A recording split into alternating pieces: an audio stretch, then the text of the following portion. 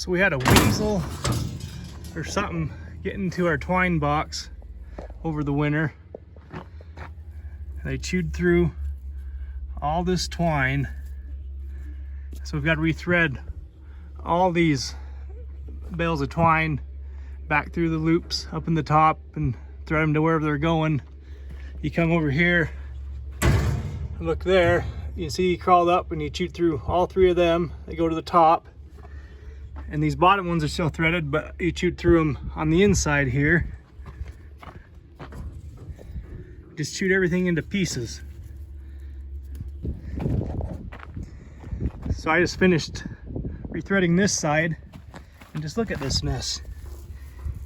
I mean, it just, whatever it was, I don't think it was a mouse, because look at the poop that was left in here. That isn't mouse poop. So I don't know if it was a weasel or something like that. Got in here through the winter and just chewed up all this twine and made a huge mess. Like we had to pull out all this twine. It's all just chewed to pieces. Like it made nests out of it. There's nests of grass hay in there. All this is just, what a mess.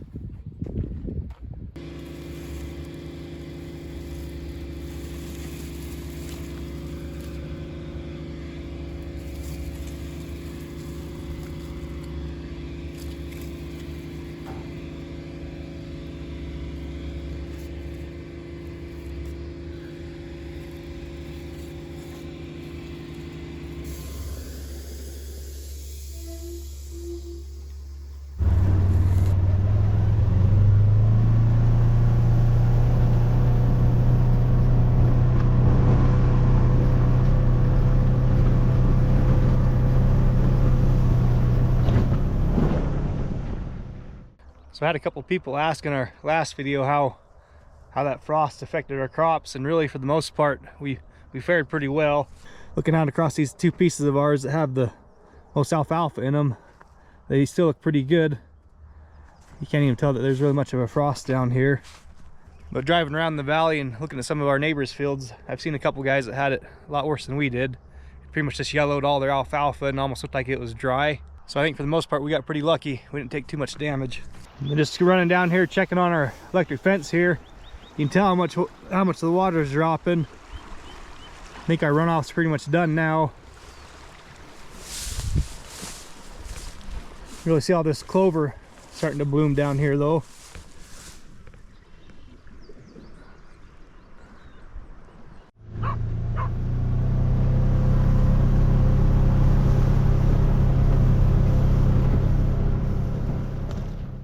So I wanted to show you how tall this grass is getting here in this slough pasture.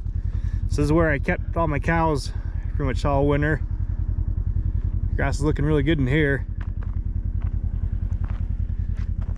You walk out through here,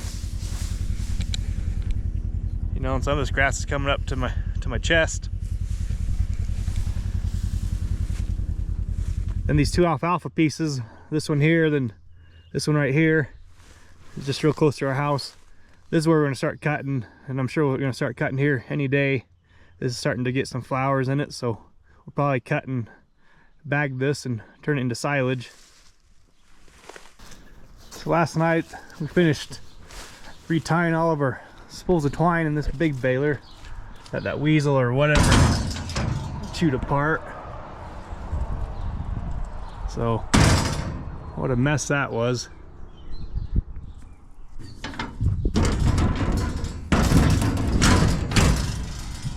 So this Deutz and this big baler is ready to go. And I worked on the swather the other day, got it greased up and oil changed, and so it's ready to go. Same thing with this round baler. It's all greased up, it's full of twine, it's ready to go, and the Deutz is ready. So now we can spend the rest of our time focusing on this 3x3 baler.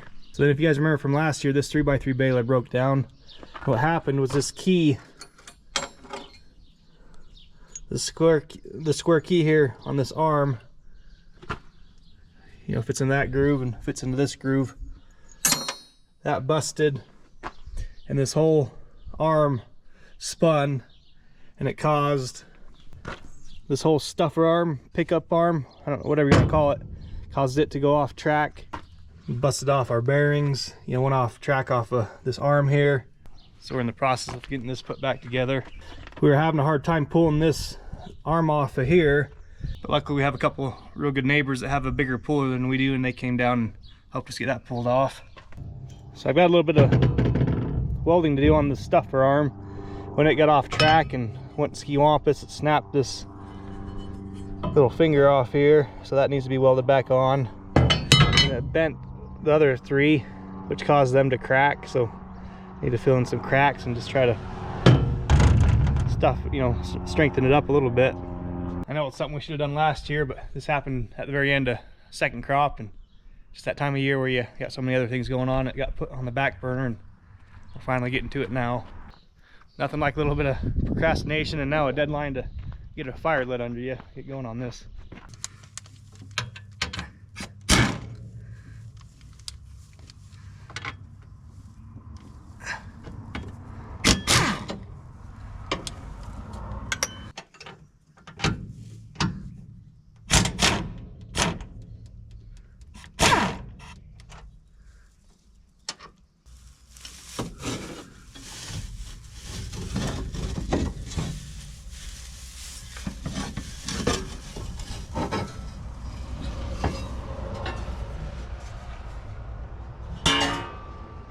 So I just pulled these shields out. Once I get this hay pulled out of here, you'll see why I did that. So there's a chamber in here that has this hay in here, and these stuffer fingers up here. So the pickup reel in the front of the baler. So this pickup reel, so this is what picks up your windrow and pushes it back into here. Everything's kind of a mess right now, but you can see at least here's two of these fingers. I don't know, I've always called them stuffer fingers. I don't know if that's the exact word for it, but so stuffer fingers. So these are swirling around and they grab this hay and they push it back. So they push it back. So this one here is in the back position. Hold on. So this one here is in the back position.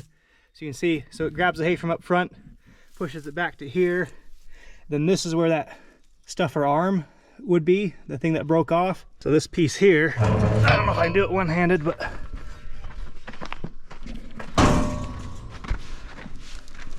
just imagine this stuffer arm being in here like that.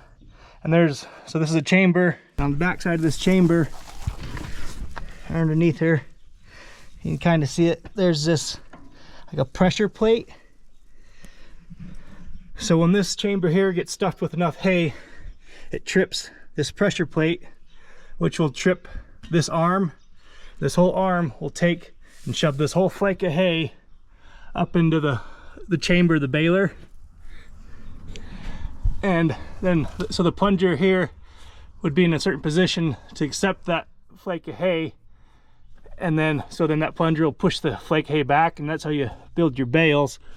But this still here, this chamber here is so stuffed full of hay from when this broke. I needed to get this hay out. So then instead of trying to push all this hay back out the front with like a crowbar or whatever, I just took them shields off, and hopefully I can just pull all this hay out of here and get this cleaned up so we can see a little bit better on what we're doing.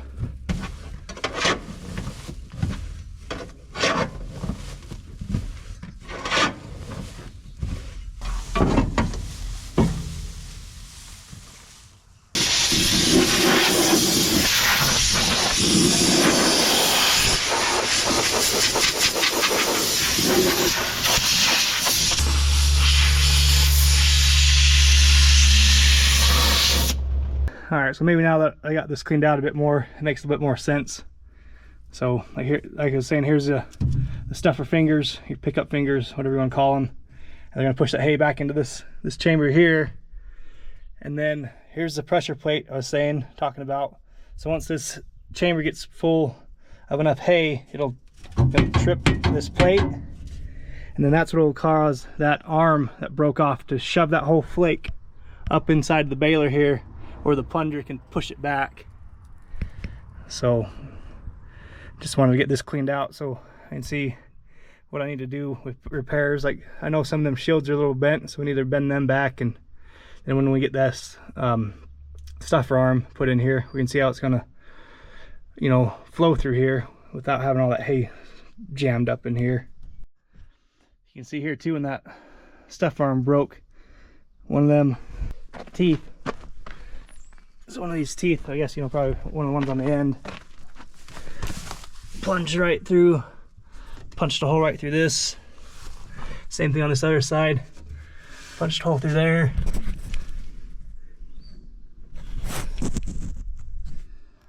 So I'm gonna do something with those. You can tell how tight that hay was packed up in there just by the amount of hay I got here. I got a wheelbarrow full and this big pile here. So all this hay was stuffed in just in that little chamber there.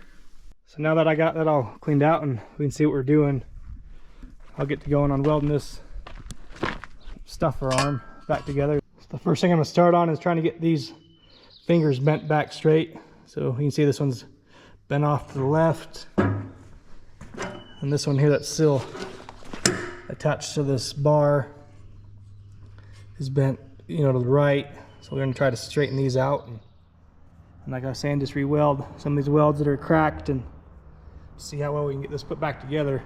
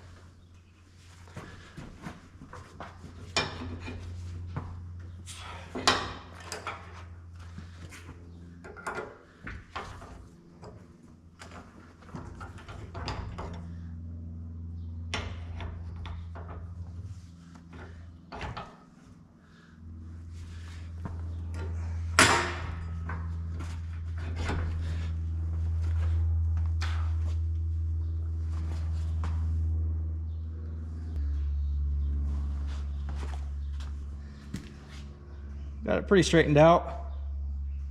Definitely better than what it was.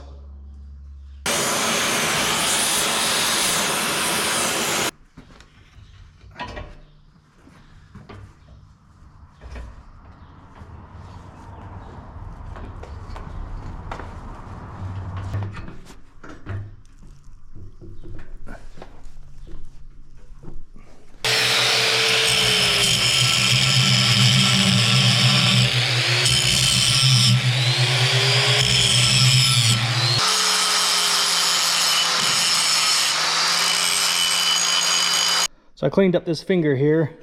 I put a bevel on it. I cleaned up this spot where I'm going to weld it back on. Put a bevel on it also. So I'll just run a bunch of beads on there to try to keep it held in place, and maybe run a gusset or two along each edge. And same thing with the rest of these fingers.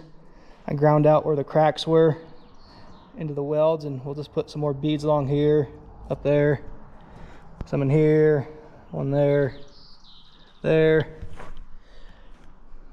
Yeah, quite a bit of welding to do.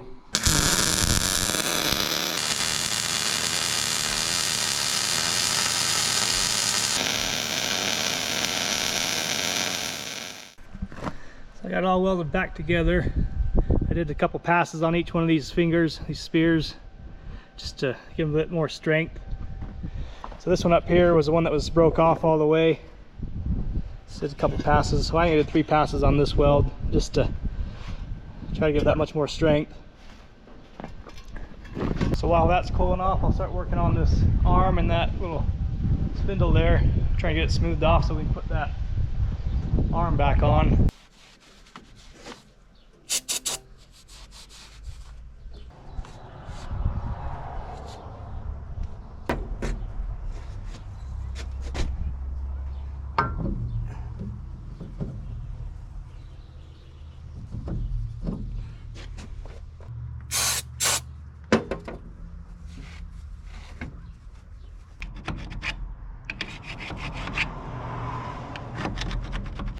So you can see here on this spindle where these set screws spun around a few times before we got the baler shut down.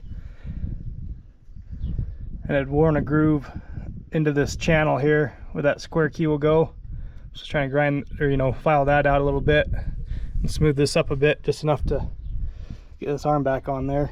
Looks like I'll have to do the same thing on this channel.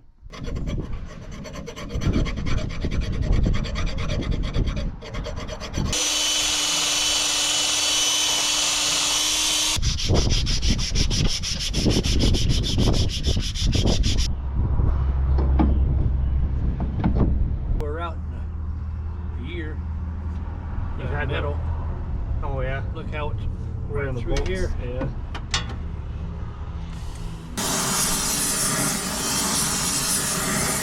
That's good.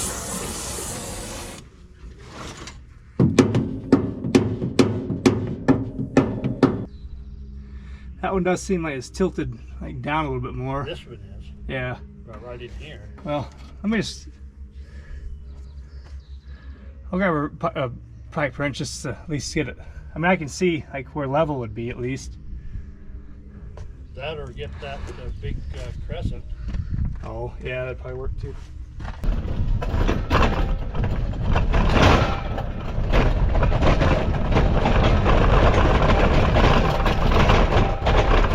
So my dad and I just tried to fix these holes that were made when spears popped through here. So we got them popped up kind of the best we can. I'm gonna come back and try to weld them out just so they don't go back down in there. I think we're getting pretty close to start putting this back together.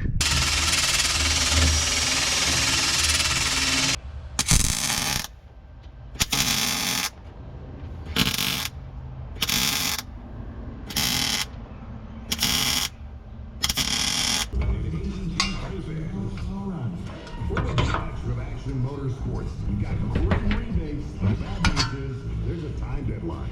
Yeah, we gotta move on these KTM bikes. But we're working on a brand new KTM 1290 Duke 2500.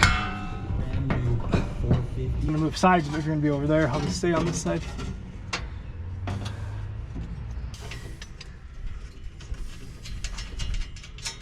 Half inch. Just something like that. Anything.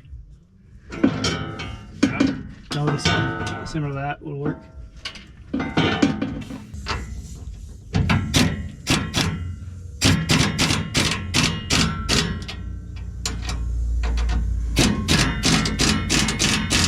So hay season begins. Our brother just finished cutting these two pieces here by the road. So we're in it now.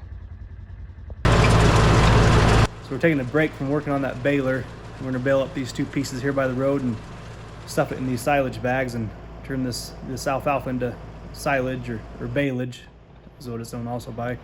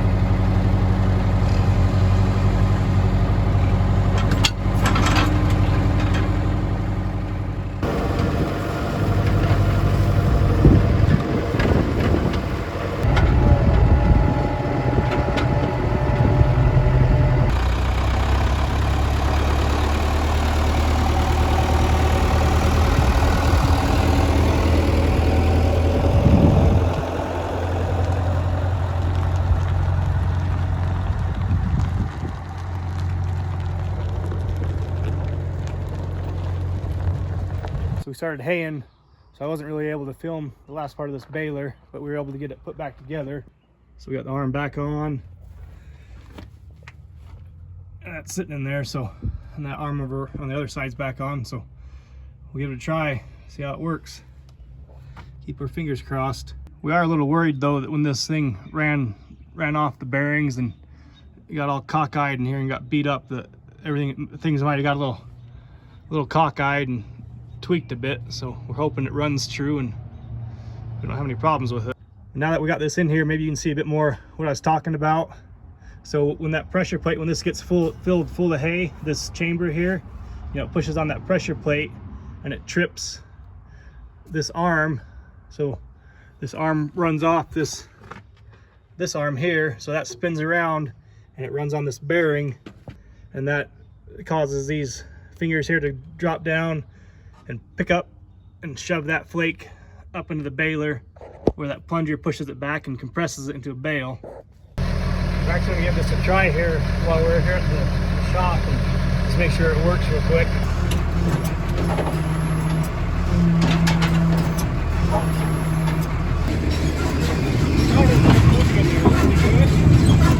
Like the alignment? I think so. Want me to trip it?